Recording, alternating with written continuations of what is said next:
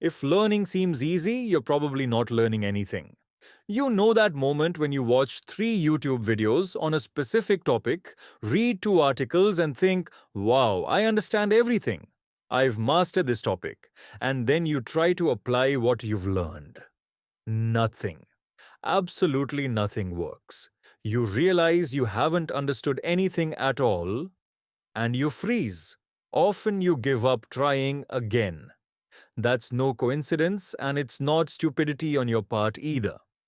There is an ancient Eastern philosophy that explains exactly why this happens, and more importantly, it reveals what you need to do differently if you truly want to master any skill. The Japanese have a concept called manabu.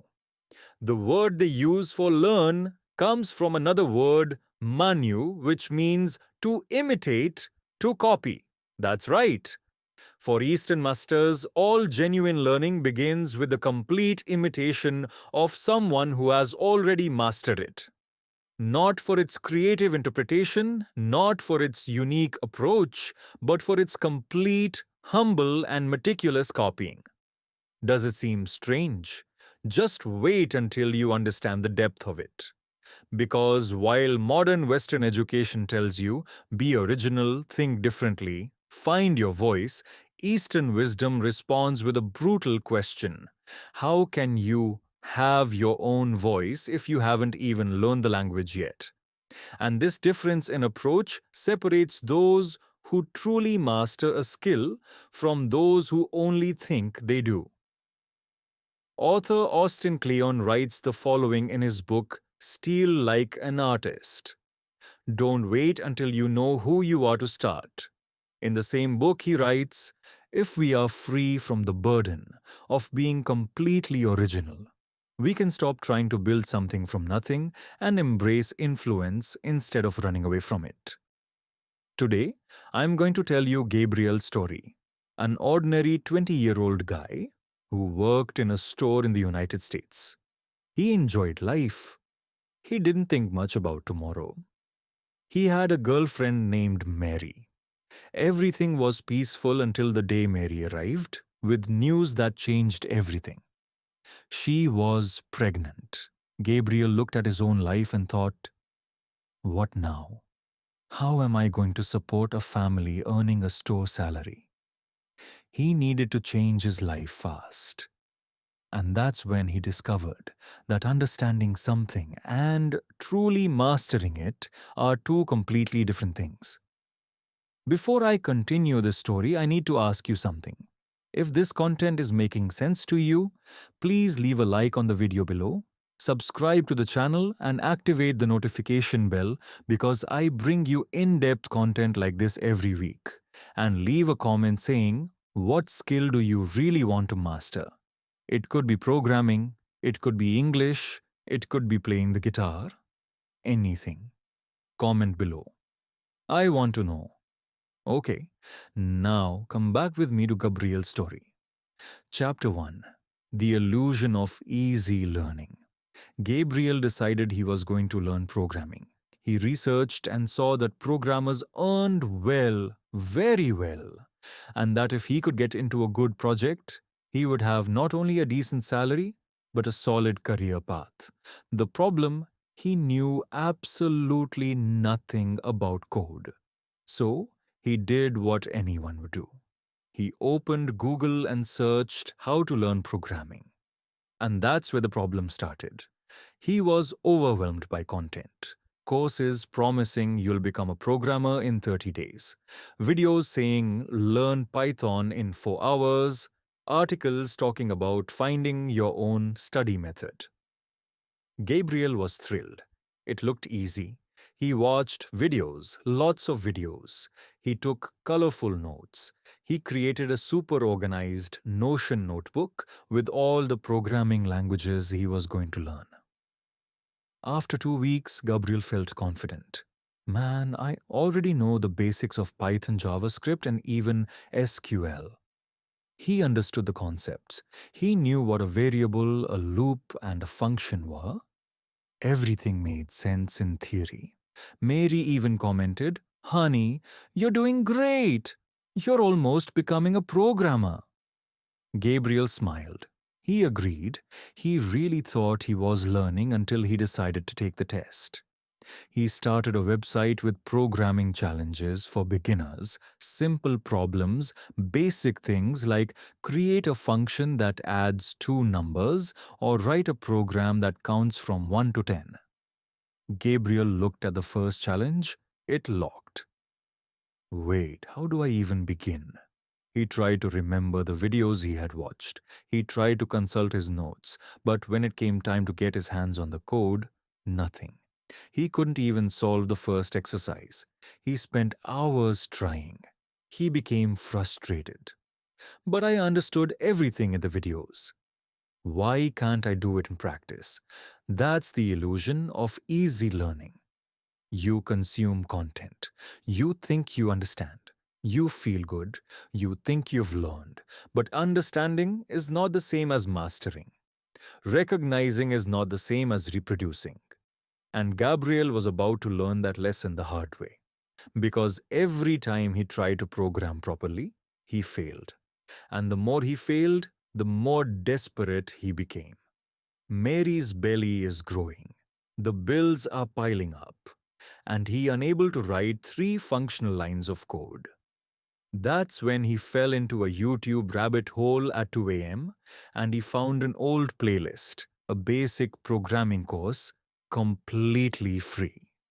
The professor's name was Julian, and the first class had a strange title, Why You Need to Stop Trying to Be Original. Gabriel clicked, and in the first 5 minutes, Julian said something that completely changed his perspective. How you won't learn programming by trying to create your own method. You won't learn by trying to be creative from the start. You'll learn by copying. Exactly. Line by line, like a Japanese person learns calligraphy. Gabriel frowned. Copying? Isn't that wrong? But he was desperate, so he kept watching. Chapter 2. The Master and the Method. Julian was no ordinary teacher. He had a slight Asian accent and a disturbing calmness when he spoke. In the second lesson, he explained, Have you ever heard of Manabu? It's a Japanese concept. Their word for learn comes from manu, to imitate. The Japanese know something the West has forgotten. You can't innovate in what you don't master. He continued, Do you know how a samurai learns to use a sword? He doesn't find his own style on the first day. He copies. He repeats the master's movement 1,000 times, 10,000 times until that movement becomes part of his body. Do you know how a Japanese calligrapher learns? He doesn't express his creativity. He takes the characters of an old master and traces over them again and again and again until his hand knows the path to perfection.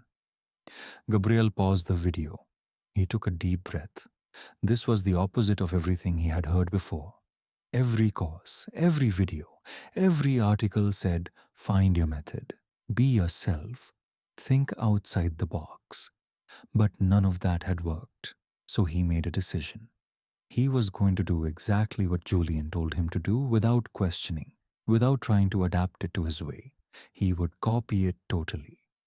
Julian's next lesson was a simple exercise.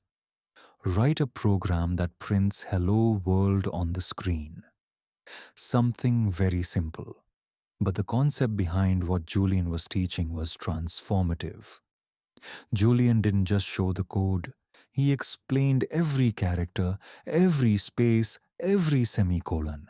And then it said, Now pause the video, delete everything, and type this exactly again from scratch without copying and pasting every letter.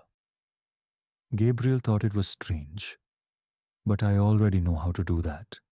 I just saw it. Even so, he obeyed. He erased everything. He tried to rewrite it from memory, and he was wrong. You forgot a parenthesis. You forgot the quotation marks. You wrote print with a capital letter and the code didn't run. How could I forget that? I just saw it. He went back to the video. He watched it again. He deleted it again. He wrote it again. He was wrong again. On the fifth try, he finally got it right. And then Julian said something that Gabriel would never forget. If it was easy, you didn't learn. If you didn't feel resistance, you're not creating real memory. Genuine learning is uncomfortable. Always. Gabriel continued. Lesson after lesson, exercise after exercise, and Julian was relentless. Copy this. Now erase it. Do it again. Made a mistake. Good. Make 10 more mistakes because each mistake is engraving the correct path in your brain. There was a concept that Julian always repeated. Shu Hari. I've touched on this concept several times here on this channel. Shu to obey. You copy faithfully. Absorb the fundamentals without ego. Huh? Break. After mastering it, you start to question, adapt, experiment, transcend. That's how you create your own path, but only after completely mastering the path of the masters. Gabriel was going through his shoe phase, and it was humiliating. Copy basic code. Repeat silly exercises, do the same thing 20 times. But something started to change. After 2 weeks of copying and repeating, Gabriel realized he could write code without thinking so much. His fingers knew the patterns. His mind recognized the errors even before running the program. He wasn't just getting programming, he was dominating. Chapter 3. Resistance and Progress. 3 months later, Gabriel landed his first job as a junior programmer. It wasn't glamorous at all. It was a small startup. The salary was low for a programmer, but still 3 times more than he earned at the electronics store. Mary was 6 months pregnant. They managed to rent a better apartment. Things were looking up, but the work was brutal. Gabriel thought that after taking Julian's course, he would know everything, that it would be easy. It wasn't. On the first day, the team leader, a guy named Derek, gave him a project. I need you to create a function that validates email. Nothing too complex. Gabriel returned to the table. He opened the computer and it froze again. Validate email? What to you?